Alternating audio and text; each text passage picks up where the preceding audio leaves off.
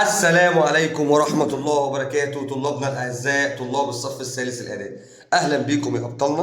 إن شاء الله النهاردة هيكون لينا آخر فيديو في رحلتنا. المفروض إن أنت حاليا دلوقتي إن شاء الله قاعد ذاكرت كل حاجة، جمعت باراجرافاتك، خلصت دروس الجرامر بتاعتك كلها، قرأت دروس الريدنج بتاعتك، وأنت دلوقتي حاليا استلمت مننا الملزمة رقم 3 اللي هي بتاعة الامتحانات اللي قدام. الامتحانات دي امتحانات جايه بأحدث مواصفات، منزلها التوجيه بشكل عام. كل توجيه بتاع محافظه منزل كذا امتحان، فاحنا خدنا من كل محافظه من كل توجيه بتاع محافظه امتحان واحد نحله مع حضرتك. الامتحانات بتاعتنا دول عباره عن 6 امتحانات. اوعى تنسى ان الامتحان بتاعنا عباره عن 8 اسئله. السؤال الاول بتاعنا هيبقى سؤال اختيارات، هيبقى 4 اسئله اختياري عليهم درجتين. السؤال التاني اللي هو اكمل الفقره هيكون برضو عليه درجتين. القطعه عليها 6 درجات. بعد كده عندك السؤال بعد القطعه هيجي لك الجرامر اللي هو شكل السؤالين بتوع الجرامر. الشكل الاولاني بتاع الجرامر اللي هيكون 3 اسئله للرايت، كل سؤال عليه درجه. وعندك اللي هو صح على الخطا برضو 3 اسئله كل واحد بدرجه. بعدين القصه هيبقى عليها 4 درجات، 4 اسئله اختياري كل واحد بنص. وبعدين عندك سؤالين كل سؤال بدرجه اللي هو answer the question. وبعدين المحادثه اللي هيكون عليها 5 درجات. ونختم اخر حاجه بالباراجراف اللي هو يكون عليه 5 درجات. يلا بينا بقى مع بعض نبدا مع اول محافظه عندنا بعد ما عرفنا المواصفات بتاعتنا. واول توجيه عندنا هنا هيكون توجيه القاهره بتاعنا. اول سؤال بيقول لي choose the correct answer، يعني اختار الاجابه الصحيحه. الجمله الاولى بتقول لي means، يعني ان هو very modern، حاجه بتكون حديثه جدا. بما ان هو حاجه حديثه جدا فدي تبقى advanced، وده كانت في الوحده الثالثه في الاي اي. سؤال رقم 2 connections اللي هو ده يونت 2. التواصل بيكون نقط ما بين الناس or things او الاشياء. طبعا اكيد هناخد لينك، يعني بيكون رابط او واصل ما بين تواصل، هو الحاجه اللي بتوصل ما بين الناس وبعضها والاشياء وبعضها.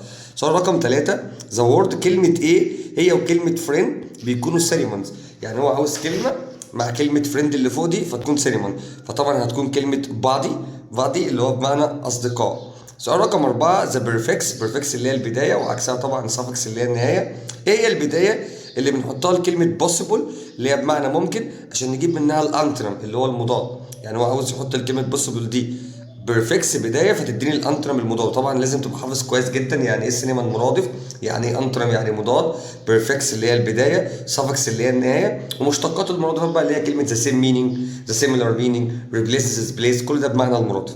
نرجع تاني لسؤالنا هنا مره تانيه. وكلمة possible بتاخد اي ام تبقى impossible. السؤال ده مهم جدا خلي بالك منه عشان بيتلخبط دايما بين اليو ان والاي ام.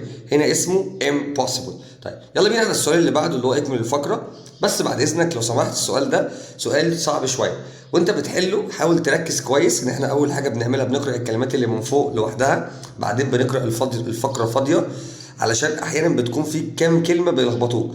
فانت حاول تستبعد لحد ما تحط الكلمات اللي انت واثق منها الاول، وسيب الفراغات الفاضيه ديت للنهايه. يعني تعالى نجرب كده. كلمه ديجيتال اللي هو بمعنى جهاز رقمي، اللي هو كنا الديجيتال اللي هي الاجهزه يعني. طيب وبعدين كلمه نيفيكيشن اللي هي الاشعارات، تشينج يعني يغير، فون يعني تليفون، تشوكد اللي هو يتصدم او ايه يكون عنده صدمه يعني. طيب لاست ويك اند الاجازه اللي فاتت I checked my screen time report. انا فحصت التقرير بتاعي، بص على التقرير بتاع الوقت اللي قضاه على السوشيال ميديا على السكرين تايم. انا كنت ايه بقى shocked، انا كنت في صعقه. ليه يا عم كنت في صعقه؟ ليه اتصعقت؟ ليه اتخضيت؟ ليه انا استخدمت ماي فون استخدمت التليفون بتاعي الموست غالبا 6 hours لمده 6 ساعات each day كل يوم. I didn't realize، انا لم ادرك how often I picked it، ازاي انا استخدمته كله. I wanted to make، انا حبيت I wanted to make ايه بقى؟ I wanted to make a change، انا كنت عايز اعمل تغيير. I made a new plan، انا عملت خطة جديدة. الخطة دي هتكون I only use my، انا هستخدم my phone اكيد طبعا for 1 hour، هستخدم التليفون بتاعي لمدة ساعة. after school استخدم التليفون بتاعي لمدة ساعة كل يوم بعد المدرسة بس. I will often، انا اسف I will turn off، انا هغلق بقى سوشيال ميديا. هتبقى سوشيال ميديا ايه؟ برافو، نيفيكيشن، هنقفل اشعارات السوشيال ميديا كلها. and keep my phone always، هخلي تليفوني دايما بعيد عني when I study، عندما اكون اذاكر. طيب كده يلا خلصنا السؤال الثاني، يلا ندخل على السؤال الثالث اللي هي القطعه.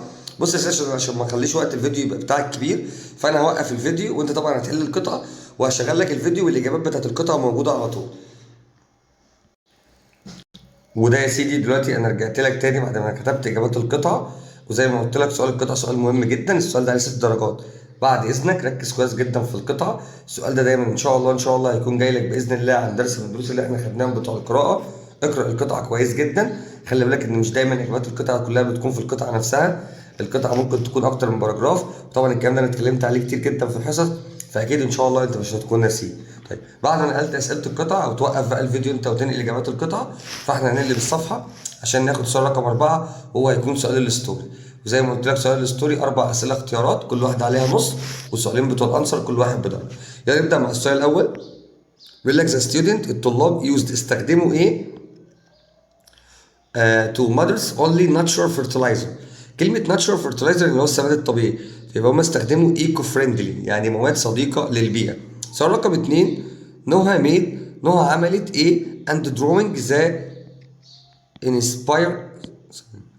inspired to others. يعني ايه inspired؟ يعني ألهمت الآخرين. يعني نهى استخدمت ايه والرسم عشان تلهم الآخرين؟ استخدمت اللافتات signs. يبقى signs and drawing هما اللي خلوا الإلهام للآخرين، جابوا إلهام للآخرين. سؤال رقم 3. نقط always talked about her limit. يعني كانت بتتكلم دايما ان هي عندها حدود حد and didn't do، ومش دايما بتكون to perfect يعني هي مش احسن حد. يعني هي يعني ما كانتش بتدعي ان هي افضل شخص. مين اللي كانت بتعمل كده؟ دي كانت الليدر بتاعتهم اللي هي كانت زينة. سؤال رقم 4. the student add الطلاب ضافوا more نقط to the garden. الطلاب ضافوا ايه للحديقة؟ ضافوا طبعا plants، ضافوا نباتات.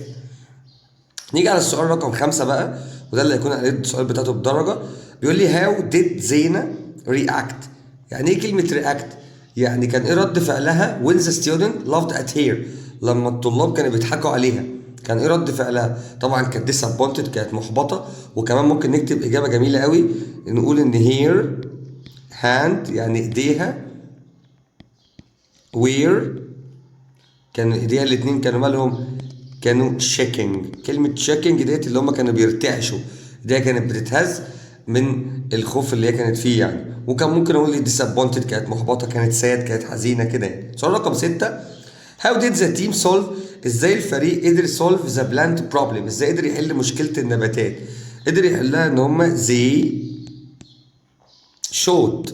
يعني ايه شود؟ هم اظهروا او ورونا حاجة اسمها determination. يعني ايه بقى كلمة determination الإصرار والعزيمة. and work hard يعني اشتغلوا مع بعض بجد.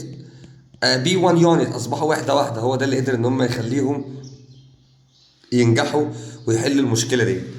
نيجي بقى كده سؤال رقم 5 اللي هو ريرايت. عيد كتابة الجملة دي يا سيدي بتكون جملة سليمة 100%. هو بيطلب منك إنك تحط الكلمة دي جوه الجملة دي. بعد إذن حضرتك وأنت بتحل خلي بالك كويس جدا إن إحنا لازم نحافظ على معنى الجملة. طيب أول سؤال بيقول لي he watched TV a short time ago. هو عاوز يستخدم كلمة just. فأنا المفروض كطالب مذاكر عارف إن كلمة just دي كلمة دالة على المضارع التام في جرامر يونت 1، وطبعا مهم جدا إنك تحدد رقم الوحدة قبل ما تحلها. فأنا هنا مطالب مني إن أنا أحط كلمة just، فأبدأ أحول الجملة لمضارع تام. فهقول he has وأحط كلمة just، فالإجابة هتبقى he has just watched TV بس. هشيل كلمة شورت تايم اجو لأن أنا استخدمت كلمة جاست بمعنى حالا. سؤال رقم 2 عاوز استخدم كلمة كان، وده جرامر يونت 4، وده كان بتاع كلمة ماست وشود وكان، وهنا بديل كلمة كان اللي هي كلمة able to. فالإجابة هنا هتحط السبجكت الأولاني اللي هو محمد وهقول كان، وبعدين هحط من بعد كلمة كم وأقول كم تو ذا بارت. يعني محمد كان كم تو ذا بارت، محمد يقدر يجي الحفل. سؤال رقم 3 وده متوقع جدا يجي في الامتحان اللي هو ريبيت سبيتش المباشر والغير مباشر اللي احنا كنا بنحله عن طريق 5 خطوات كده. كان ماليش دعوه باللي هو كتبه من الاقواس. هبدا احل انا وهكتب عمر وسيد تفضل زي ما هي سيد، وبعدين نشيل علامات التنصيص ونحط كلمه ذات والاي. برافو عليك عشان ده عمر تبقى هي. الماضي البسيط اللي هو التصريف الثاني بيتحول لماضي تام يعني هيبقى هاد بليد، وادي فوتبول تنزل زي ما هي، ونشيل يسترداي اللي هي الظروف الزمنيه ونحطها ذا داي بيفور. طيب يلا بينا على الاسئله الثلاثه التانيين اللي هم بتوع كومبليت ذا سنتنس. واول جمله هنا بيقول لي يو ماسنت دراف. ماسنت بيجي بعدها الفعل في المصدر.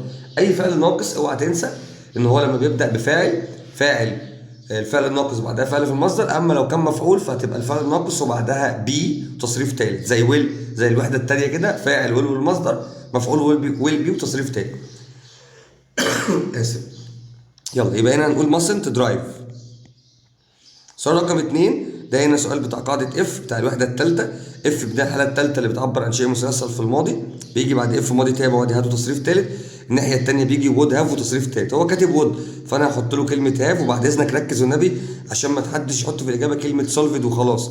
لو سمحت اوعى ما تنساش إن كلمة اف بيجي بعدها ماضي تام، الناحية الثانية وود هاف وتصريف ثالث. جملة رقم 3 بيقول لك هي ويل ذا باج اهو، ويل بتاعت هو اللي كنت لسه بتكلم عليها من شويه، وادي هو ويل اهو. طيب ده هنا ينفع اقول ويل والمصدر ما صح ايه؟ لا، ما هو ويل ذا باج ده مفعول، يبقى المفروض بي بوت لان هي فاعل ويل والمصدر مفعول ويل بي وتصريف تاني، يبقى بي بوت. وبكده نكون خلصنا الجرامر. يلا ندخل على السؤال رقم 7. هو سؤال المحادثه. السؤال ده مش محتاج اكلمك عليه كتير، المفروض انت بقالك كتير بتحله وحلينا عليه كتير جدا، بس اتمنى انك تخلي بالك. نصيحتي ليك انك وانت بتكتب الاسئله تخلي بالك ان السؤال يكون كامل، اداه استفهام، فعل مساعد، فعل اساسي، وما تنساش ان الفعل المساعد بيأثر على الفعل الاساسي بشكل دائم.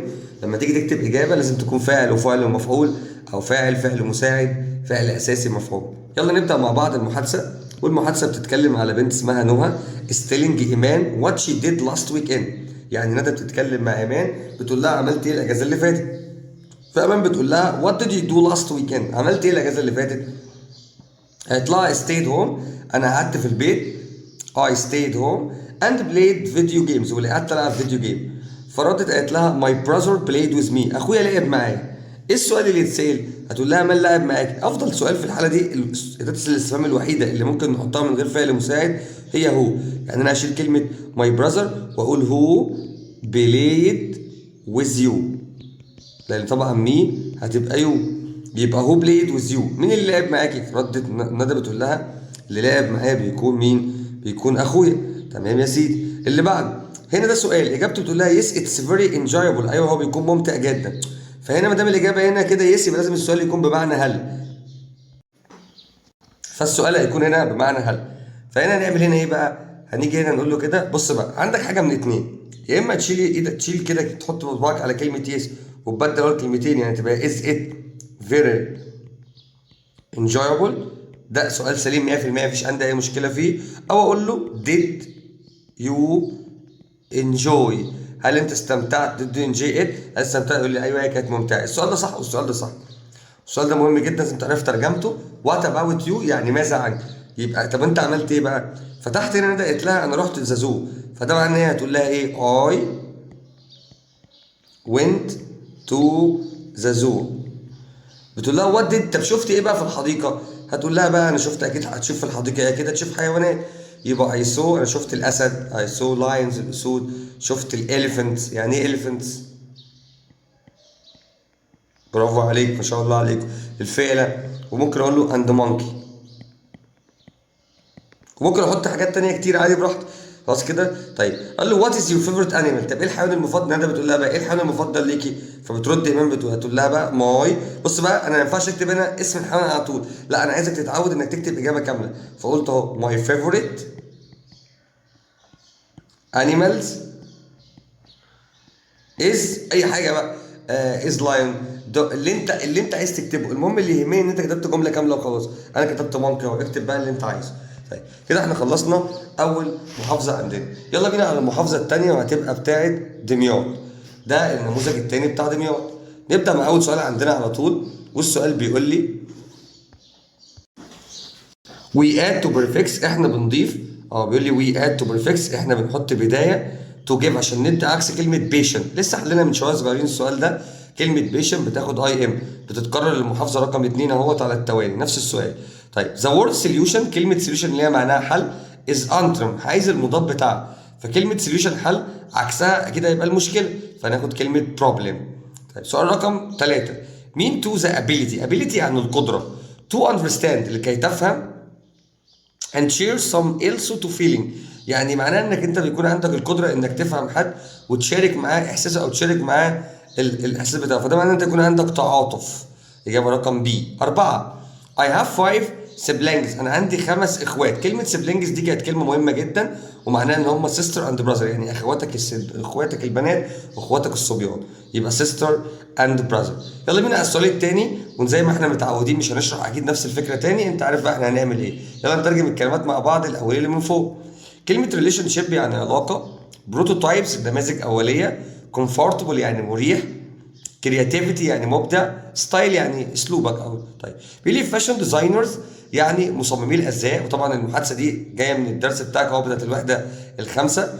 ورك هارد تو تير، المصممين بتوعنا بيشتغلوا بجد عشان يجيبوا افكار their idea it's real closet للملابس حقيقيه. فيرست اولا هم بيستخدموا السكتش كراسات الرسم يعني. Their designers and make early modern called، وبيعملوا نماذج بالشكل الاولاني. النماذج دي is called تسمى ايه بقى؟ النماذج دي اكيد هتسمى بروتوتايب، نماذج اوليه. وممكن تيجي في الاختيارات السؤال ده، وسؤال بيجي كتير جدا.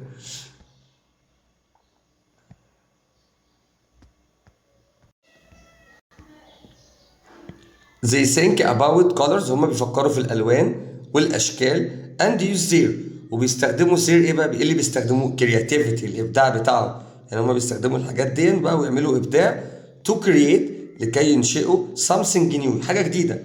modern customers، الزباين الجديده went clothes، بتريد الملابس they are، الملابس بتاعتهم تكون ار ايه؟ تكون ار ستايلش، تكون على احدث اشكال يعني او احدث صيحات ستايلش.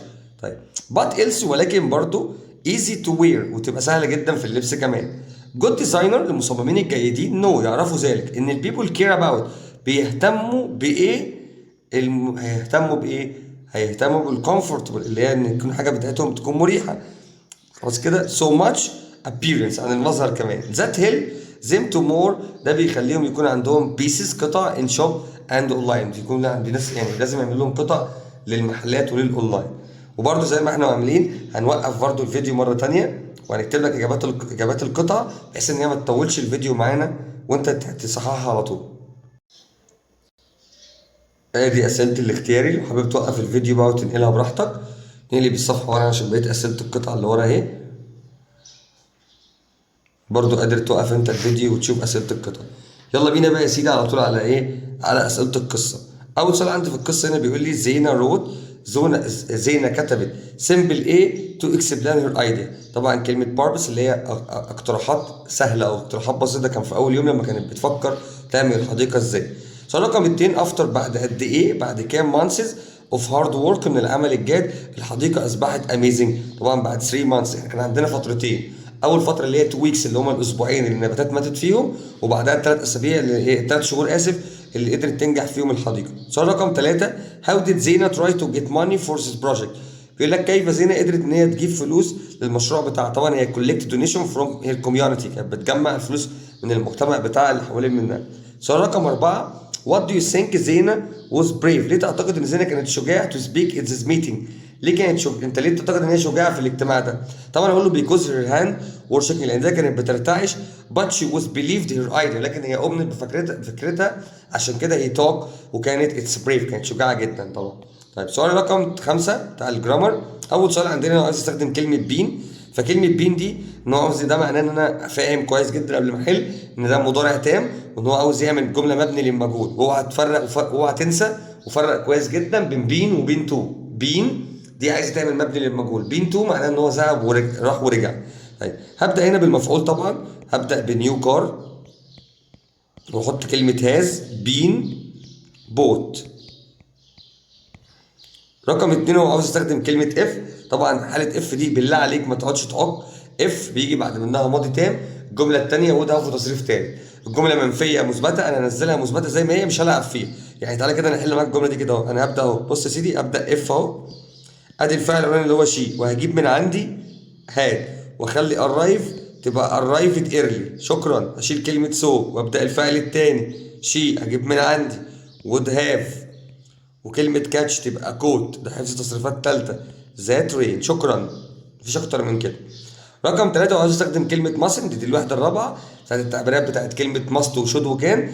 ده هنا بتساوي كلمة ماسن، هنا بتساوي ان هي بتساوي كلمة ار نوت الاود تو. فالإجابة هنا هتبقى يو mustn't بارك هير.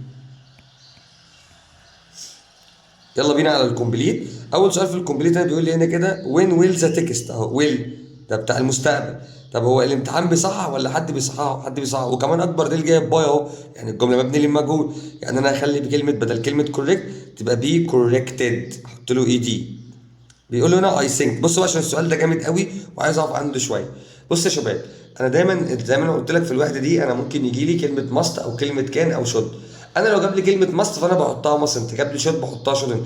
بس دوت لو الجمله في نفس السياق بتاع العادي اللي هو ما غيروش، انا ما بخرجش من، ما بطلعش من نصيحه الالزام بمزاجي غير لما هو اللي يقول لي، زي الجمله اللي قدامك دي. يعني اغلبيه الطلبه عندنا اول لما تشوف كلمه ماست هتحطها ماست، وده انا ما بنكرش ان ده بيجي كتير جدا او ده المعتاد. ولكن الجمله هنا بيقول لك اي ثينك، كلمه ثينك دي انا اعتقد. كمل كمان كده نقط. تيك ا بريك، اخد وقت راحه يعني. اتس ماي ادفايس، ادفايس اللي هي النصيحه. المفروض هو جاب كلمه ادفايس ومصر دي بتاعت النسيسري، فانا هشيل كلمه ماست واستبدلها بكلمه شود. ودي الحاله الوحيده او دي الحالات الوحيده اللي بشيل فيها ماست وما بحطش ماست، بحط كلمه شود او احط كلمه كان حسب المعنى. سؤال رقم 3 ده بتاع الوحده السادسه، الدايركت والاندايركت. والجمله دي اندايركت عشان ما فيهاش علامات التنصيص، فطبعا الجمله تم تحويلها بدليل ان فيها كلمه تولد وفيها كلمه ذات، صح كده؟ فما ينفعش تكون مضارع، فهنشيل كلمه كان لان كان دي لو كانت لسه الجمله ما اتحولتش المفروض انها تبقى اسمها قد. المحادثه يا سيدي بعد كده اللي عندنا اللي هو السؤال رقم 7. بيقول لي هنا داليا is telling her brother about robots، يعني داليا بتكلم باخوها على الروبوت اللي هو الانسان الآلي. فبتقول له ايه بقى؟ بتقول له داليا said I saw a robot today، انا شفت الروبوت النهارده.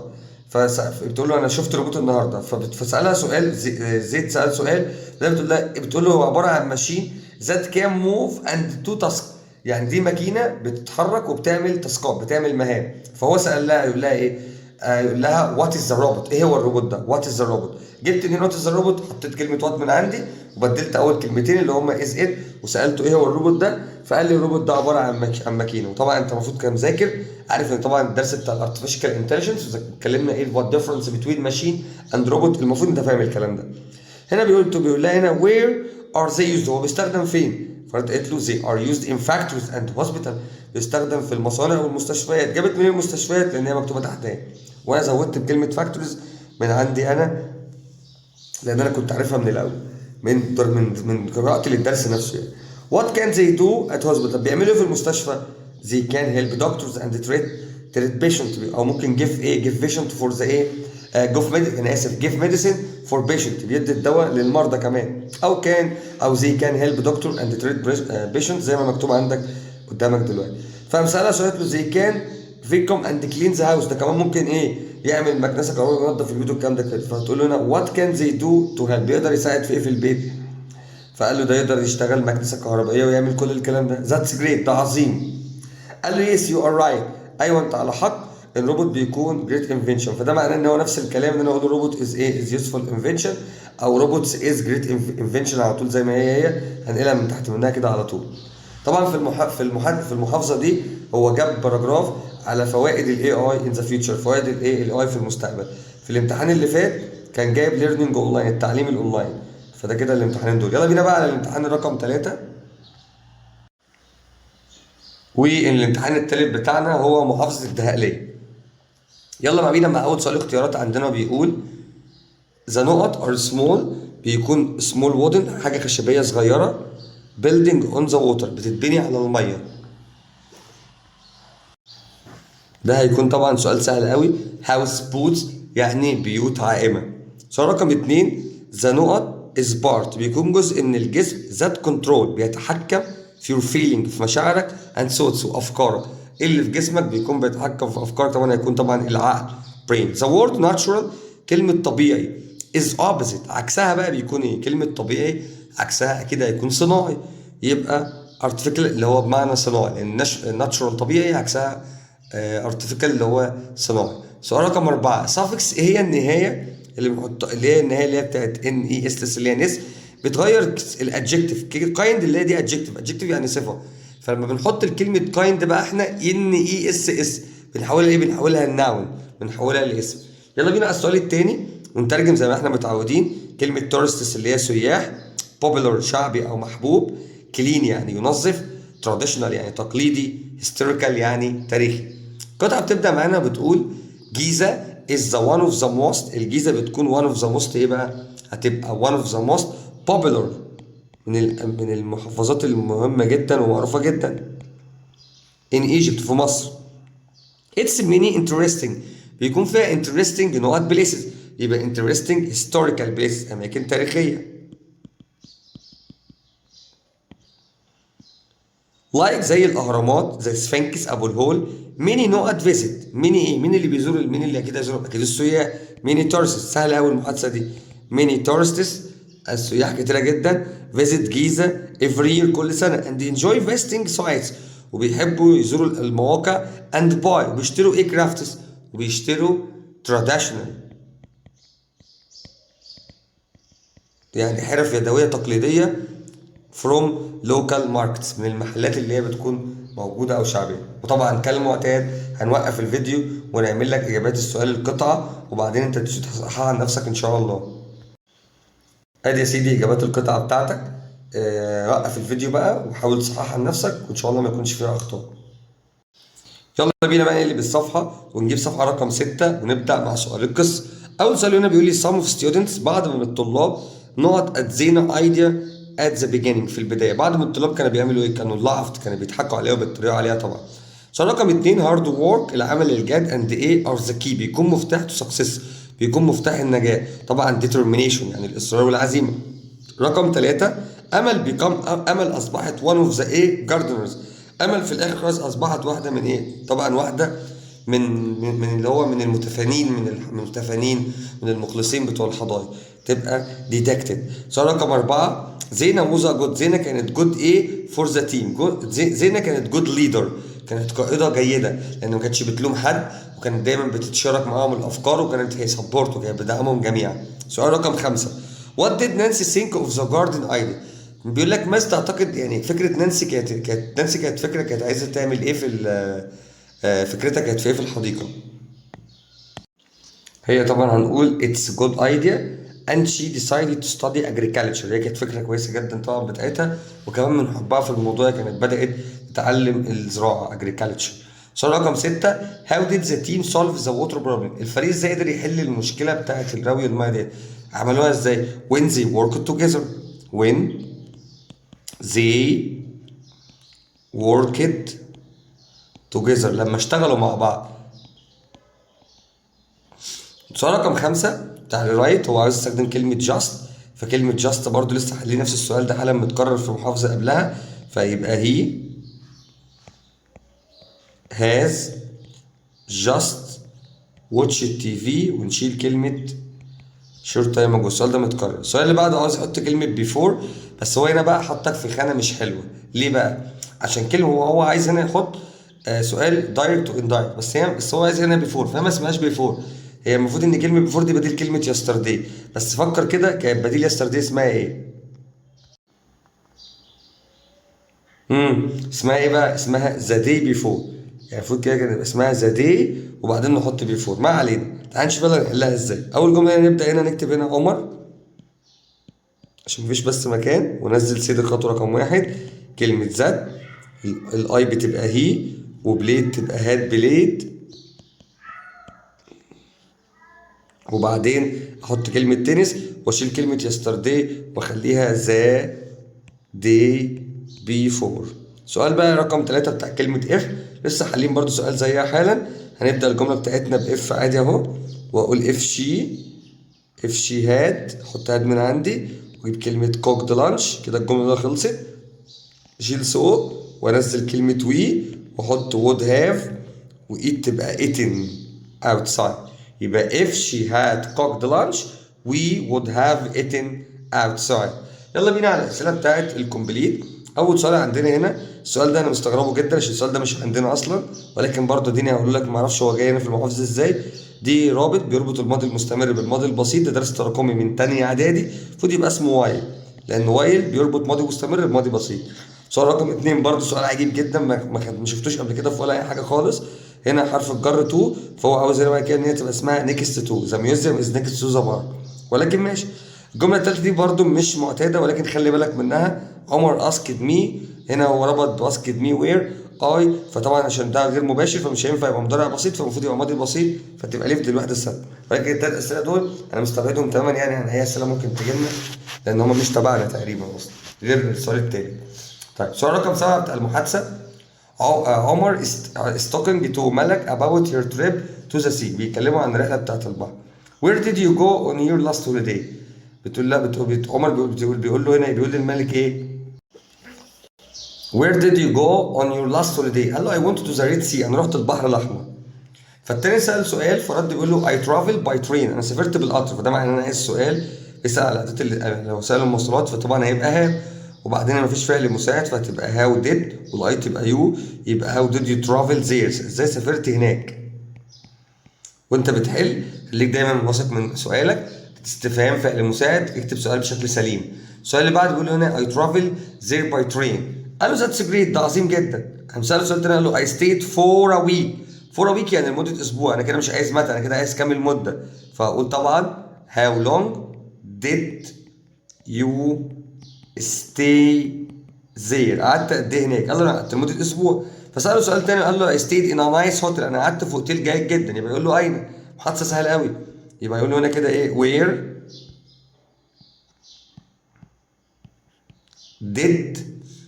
where did you stay؟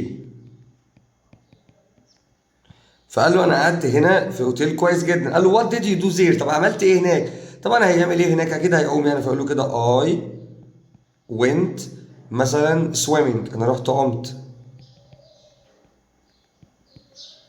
and I went diving. وكمان كنت عايز اغطس كمان. فهنا سأله سؤال تاني قال له did yes I enjoyed. انا استمتعت جدا. يبقى يقول له هل استمتع؟ يبقى هنا سؤال بهل اهو، يبقى did you enjoy it. وطبعا المحادثه دي كان بيتكلم فيها على place you like to visit in your country، مكان تحب تزوره في بلدك. يعني باراجراف حلو مش وحش. يلا بينا على المحافظه رقم 4 وهتكون محافظه القليوبيه. نبدا محافظه القليوبيه على طول مع اول سؤال عندنا في الاختيارات مع القليوبيه. بيقول لي to be worth. كلمه دول اللي هو جدير بالثناء، يعني حد حلو يعني.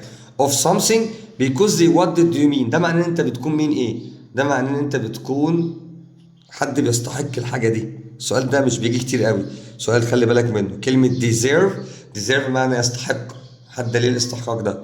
رقم 2 she felt pressure. هو شعر بالضغط from social media to change herself. سينما. معنى كلمه بقى pressure، معنى كلمه الضغط، معنى كلمه الضغط طبعا هتكون stress. 3 we use. احنا بنستخدم بيرفكس، بنستخدم بدايه عشان نجيب كلمه كرييتيف.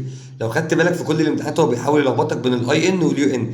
كلمه كرييتيف بتاخد اي ان، كرييتيف يعني نشيط، ان كرييتيف يعني غير نشيط. سؤال رقم 4 تو ماتش. كثيرا من الايه كان هارت يور اي، يقدر يأذي عينيك. طبعا تو ماتش سكرين تايم طبعا، وبعد اذنك انت عشان السكرين تايم بتاخد حرف الجر اون وقت الشاشه. طيب يلا نكمل السؤال اللي بعده رقم 2. يلا نترجم الكلمات اللي من فوق مع بعض. اول كلمه طبعا هيلب يعني يساعد، ريلايز يعني يدرك، اوت دورز يعني بالخارج.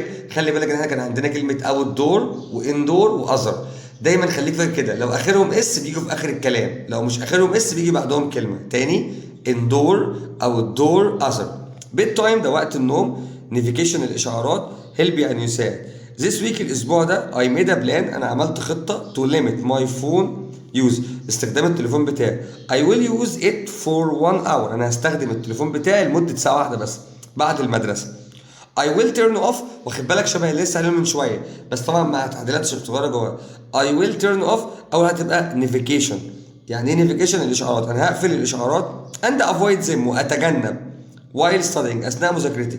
before قبل بقى bed time قبل وقت النوم. رقم 2 اهو bed time قبل وقت النوم بتاعي. I will read a book. انا هقرا كتاب or write in my journal او هكتب في المصحفه بتاعتي. I also wanted to spend more time. انا كمان اريد اقضي وقت اكتر outdoors.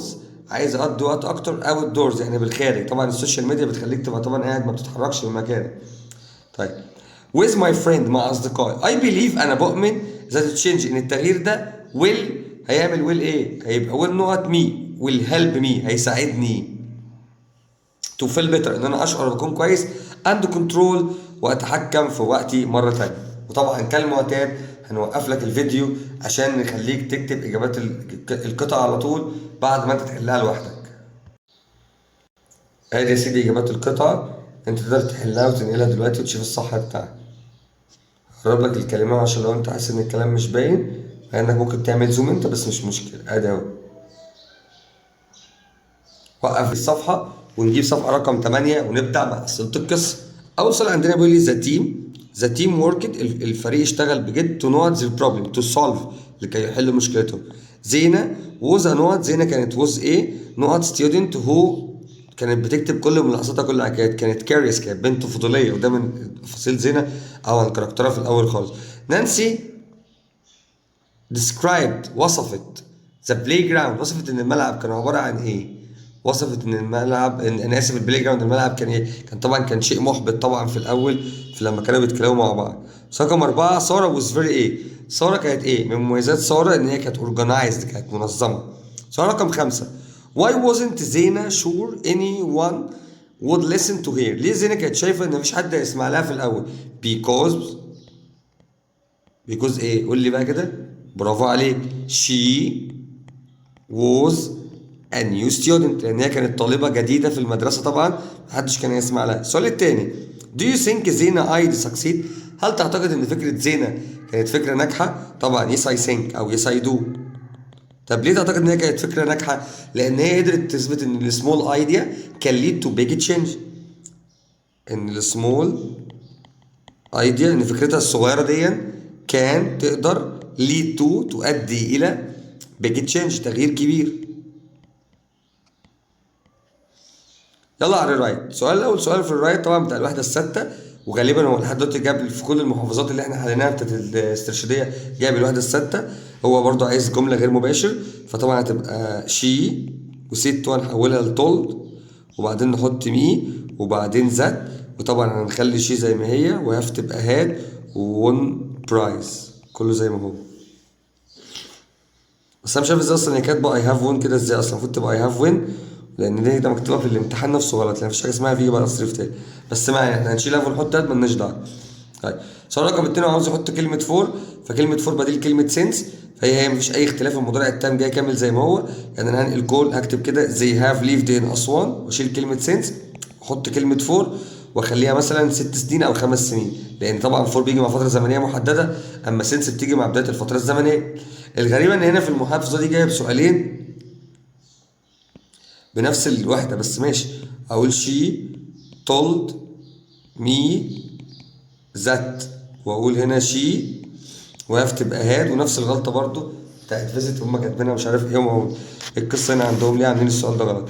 المفروض تبقى وود فيزيت. ماشي، شلت ويل وحطيت وود، خليك انت في موضوعك عشان ما تتوهش. شيل هاف وحط هاد وكمل جملتك زي ما هي عادي. طيب السؤال اللي بعده بيتكرر للمره ال20، كلمه جاست، المفروض ده كلمه بتدل على المضارع التام، فانت هتخليها هاف جاست، لان كلمه جاست تيجي الكلمه الثالثه في الجمله المثبته، ونخلي فينيشد زي ما هي، نحط لها ايدي يعني. طيب هنا اف، دي قاعده اف في الحاله الثالثه اهو، جاي في جواب الشرط وده في تصريف ثالث، يبقى انت هنا محتاج هاد وتصريف ثالث، يبقى هاد ستادد. السؤال اللي بعده you shouldn't make a noise at the hospital، السؤال ده صح اصلا، هو المفروض كان يكتب ميد واحنا نخليها ميد، بس هو تقريبا الجرامر هنا مش متراجع كويس في الوحده دي، في المحافظه دي. طيب يلا بينا بقى ندخل على، يعني السؤال ده صح، سؤال رقم 3 سؤال صح، لان شوف بيجي بعدها فعل في المصدر. الحل الوحيد ان هو لو كان بادئ بالمفعول فانا كنت هخليها بي ميد اللي هو بي وتصريف التالت، ولكن هو بادئ بسبجكت فالجمله صح. سؤال رقم 7 ادم اند عمر ار توكينج اباوت ايدنتي، بيتكلموا عن الهويه، وتقريبا محادثات الهويه ما بتبقاش احسن حاجه، يعني ان شاء الله ربنا يكرمكم ما يجيلكوش محادثه عن الهويه. هاي عمر can I ask you something، ممكن اسالك حاجه؟ قال له yes sure go ahead، يعني اتفضل. it's important to know your identity، من المهم جدا انك تعرف الهويه بتاعتك، فاكيد هيقول له yes it's very important، yes it is very important. قام سأله السؤال قال له بحد بالتالي قال له because، لان هي it help، لان هي بتساعدنا نعرف الفاليوز القيم بتاعتنا، يبقى يقول له واي ليه هي مهمه؟ لان هو قال because، يبقى واي از ات امبورتنت. واخد بالك انا ماشي ازاي؟ انا بكل اهم حاجه بالنسبه لي اكون مكون السؤال سؤال سليم. قال له اوف كورس بالطبع، being kind كونك عطوف and part of you really you are، مش انا الاجابه اوف كورس، لان كان السؤال كان لحد ما ممكن يبقى هل، فانا هقول له كده از being kind يعني هل كونك عطوف ده بيكون من جزء من الايدنتي بتاعتك؟ يبقى is being kind هيكون part of your identity. قال لي هنا yes of course. قال له how can someone ازاي يقدر الواحد يتعلم عن هويته؟ يعني يتعلم عن هويتك ازاي؟ ازاي تعلم؟ اقول له هنا by thinking يعني عن طريق ان انا افكر about عن مثلا باك جراوند. فاكر يعني ايه باك جراوند ولا نسيت؟ باك جراوند اللي هي الخلفيه بتاعتك، فاليوز قيمك، اكسبيرينس خبرتك، كده كان ممكن تكتبه. قال له هنا I will try to think more about my background and values. ايوه انا هحاول اشوف الكلام دوت واشوف ايه الباك جراوند بتاعه والفاليوز. اديني كنت جايبه من هنا اهو.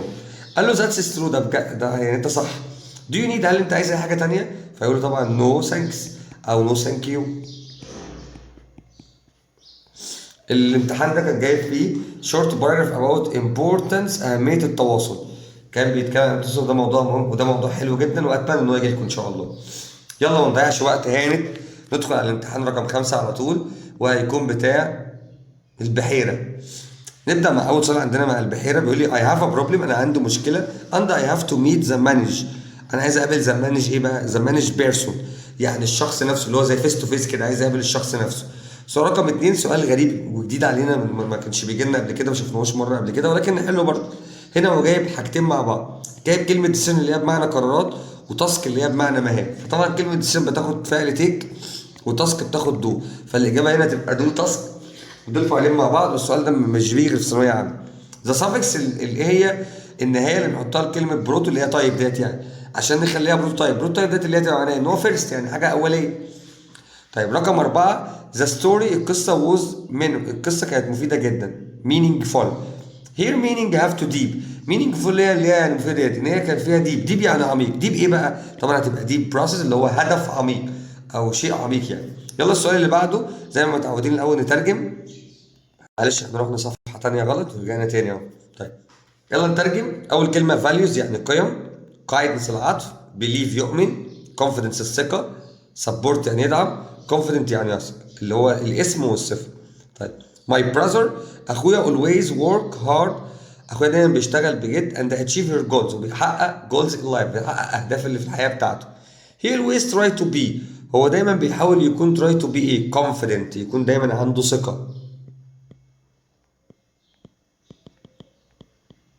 دي الصفة مش الاسم، الاسم اهو انا خدت الصفة. about ability عن قدرته and understand بيفهم what he can really do وايه الحاجات اللي المفروض يعملها.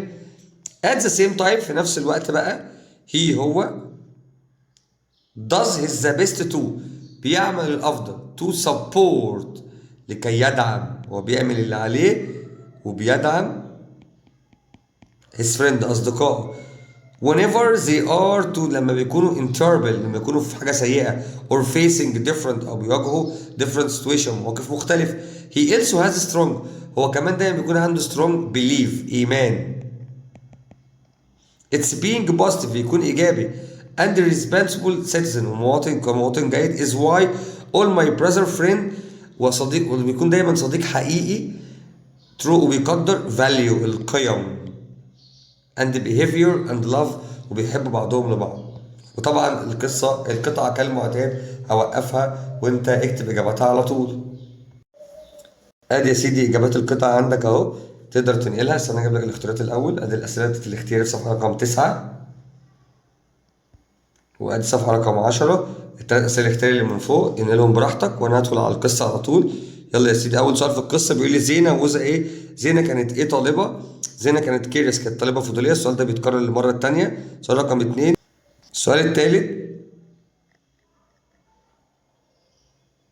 السؤال الثالث the team felt الفريق شعر بإيه؟ because they had to solve the problem together. شعر طبعا proud بالفخر. the garden الحديقة أصبحت رمز للفريق للنجاح. سؤال رقم 5 how did زينة describe إزاي زينة قدرت توصف relationship leadership إن هي تكون قادرة. هي بدأت تشتغل she worked with the team اشتغلت مع الفريق to find solution when they are to need to يعني هي اشتغلت معاهم وما كانتش بتلوم حد فيهم فده معناه ان هي كانت قائده جيده. رقم 6 هاو كان ازاي ان الفشل بيقدر يساعدنا ونتعلم حاجات جديده جدا، لان احنا when we work together to solve this problem we'll learn more things، هنتعلم حاجات كتيره جدا، فده هيخلينا تخلينا نبقى اكيد ناس احسن طبعا. السؤال اللي بعده رايت، هو عاوز يستخدم كلمة بين، لسه كنا واخدين حاجة شبه كده دلوقتي، فبين يعني هو عاوز مبني للمجهول، فان هو عاوزنا يبدأ بالجمل في المفعول، فكلمة ألوت اوف تورست دي مالناش دعوة دلوقتي، ادي هنا هاف فيزيتد ذا ميوزيوم، المفعول اسمه ايه؟ ذا ميوزيوم.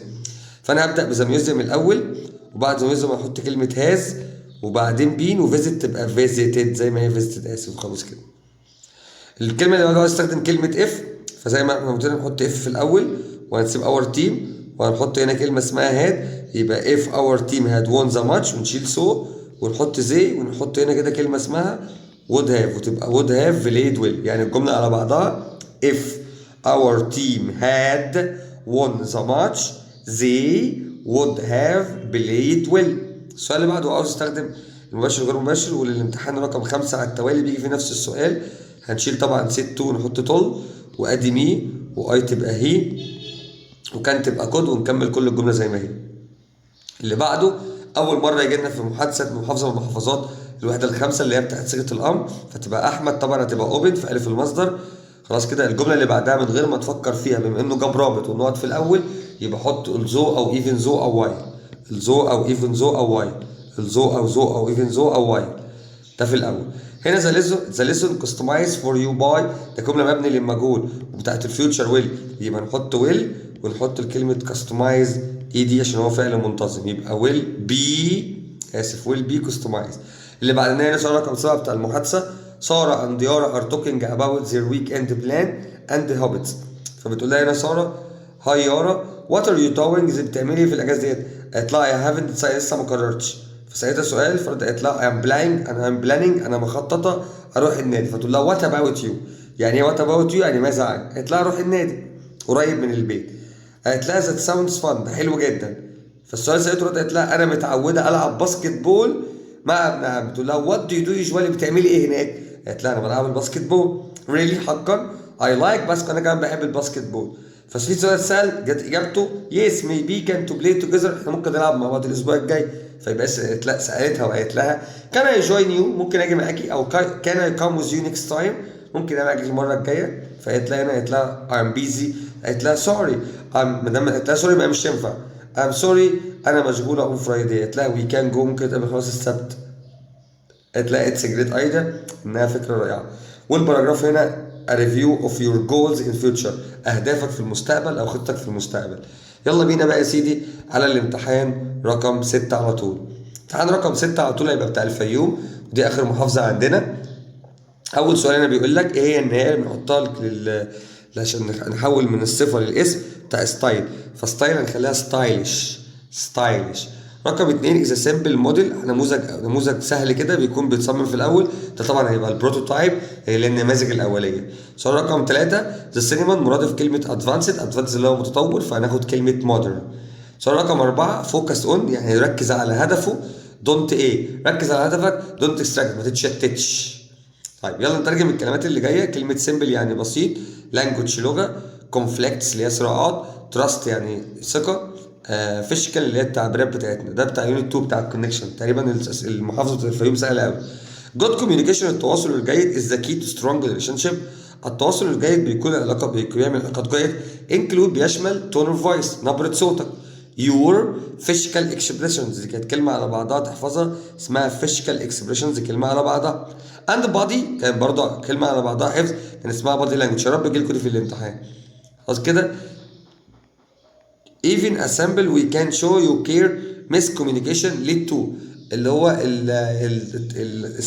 قله التواصل، او قله التواصل بينكم هتعمل ايه؟ هتعمل كونفليكتس. يعني ايه كونفليكتس؟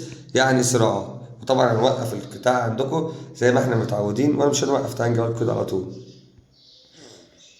ادي اسئله القطعه، تقدر تنقلها على طول مره واحده. يلا نشوف الجرامر بتاعنا. سؤال رقم 5، اول سؤال هتبقى اجابته يو mustn't bark.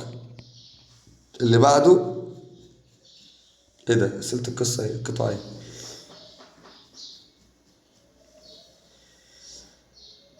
انا جبت اسئله القطعه كانها قصه، هحل الجرامر وارجع احل القطعه تاني، معلش بقى. هنا في الجملة هنا هو عاوز يستخدم كلمة هاز، فطبعا هتبقى الفاعل سلمى هاز.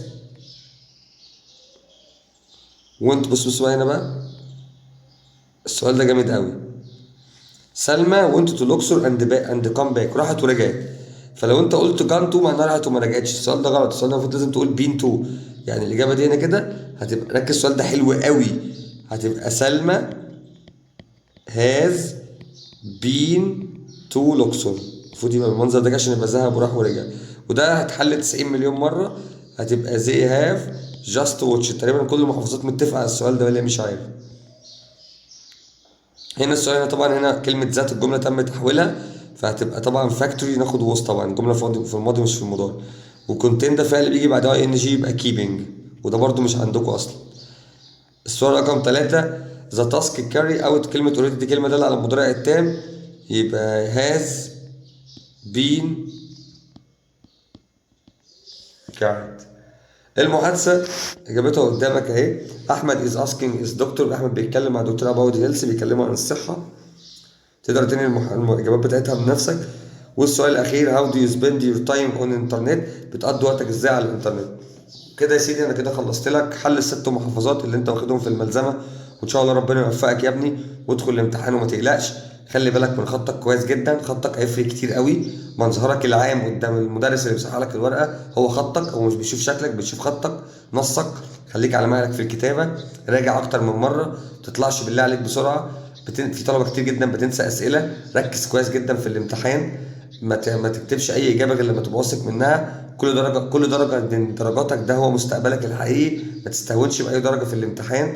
في البراجراف ما تشطبش كتير، خلي بالك من البراجراف كويس. خلي كل جملة البراجراف في زمن واحد. أسئلة القصة ليها أكتر من إجابة، ما تخافش منها، جاوب زي ما تحب.